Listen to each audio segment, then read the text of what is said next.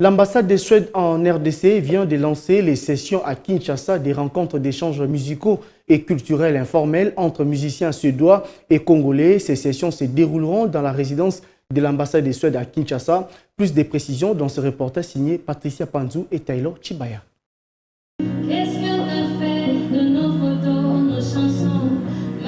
Faire de la résidence de l'ambassade de la Suède une scène musicale et un lieu de rencontre où le piano à queue de la résidence est un point de rassemblement, c'est le but des sessions in Kinshasa.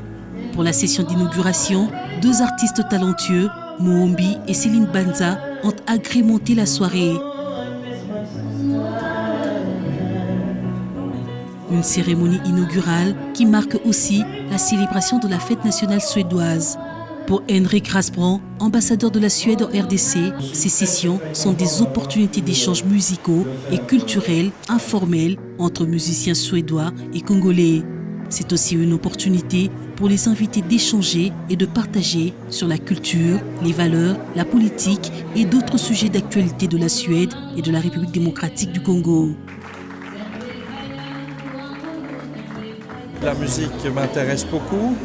Comme j'ai un peu chanté, joué moi aussi, mais aussi parce que je pense que la musique et la culture, c'est un très beau moyen de s'exprimer. Ces échanges pourront alors enrichir la culture suédoise et j'espère aussi, oui, la culture congolaise. Et aussi surtout encore renforcer, approfondir les excellentes relations entre nos deux pays. De la musique pour se rencontrer et pour rassembler, on peut dire que l'objectif est atteint.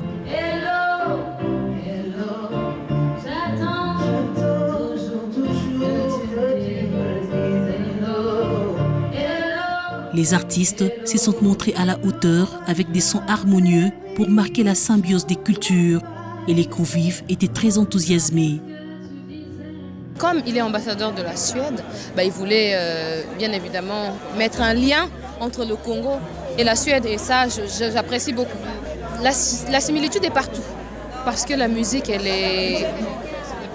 on la joue partout, on utilise les mêmes instruments, peut-être les langues elles sont différentes mais le plus important c'est l'émotion qu'on ressent et voilà ça change pas, c'est la même. Avec la musique n'a pas de frontières, on efface les limites de ce qu'on peut faire avec la musique.